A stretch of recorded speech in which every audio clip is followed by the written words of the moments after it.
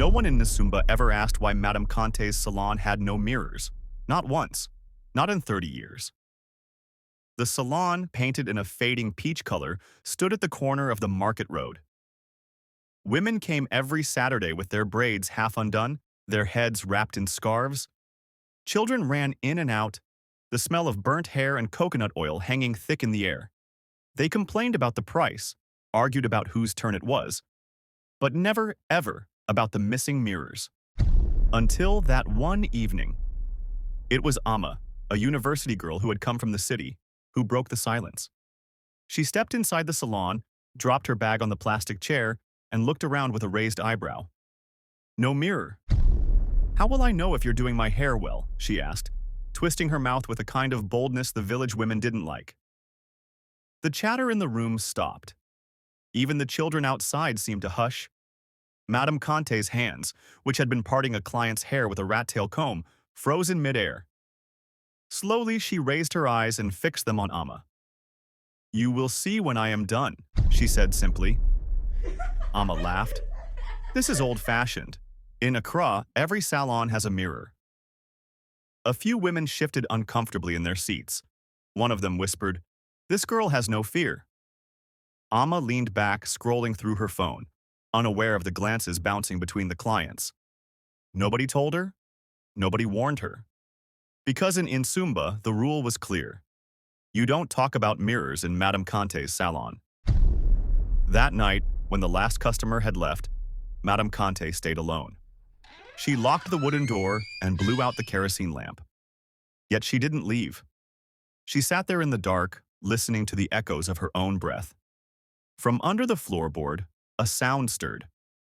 A faint scratching, like nails dragging across wood. She closed her eyes. Not tonight. Please, not tonight.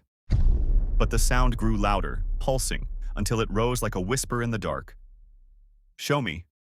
Show me." Long ago, before the war, Madam Kante had been an apprentice in a different salon, one run by her aunt in the capital. That salon had mirrors, big ones covering the entire wall. Women admired themselves, checked their styles, touched their hair and laughed. But the mirrors, they didn't only reflect. Sometimes, when the room grew quiet, the glass would ripple, like water in a disturbed pond. Faces would twitch when no one had moved. Smiles would linger a second too long after lips had stopped moving. One night, a customer stayed late, a young bride-to-be. She wanted her hair braided in a special style for her wedding. The salon had grown so quiet that the ticking of the clock sounded like drums. When the bride lifted her face to the mirror, she gasped. Her reflection wasn't braiding hair. Her reflection was cutting it. Madam Kante, still a girl back then, watched in frozen horror. The bride screamed, but the sound choked in her throat as if the mirror had swallowed it. And then, just like that, the girl was gone. Vanished. Only her comb remained, lying on the floor. The mirror had kept her. That was the night Madam Kante's aunt broke every mirror in the salon with a pestle, her arms trembling, sweat pouring from her skin. And that was the night Madam Kante learned the rule. Never let the mirrors see too much. In Nsumba, she had built her own salon with bare walls, no glass, no reflection. For decades, the curse had slept. But Amma's question had stirred something.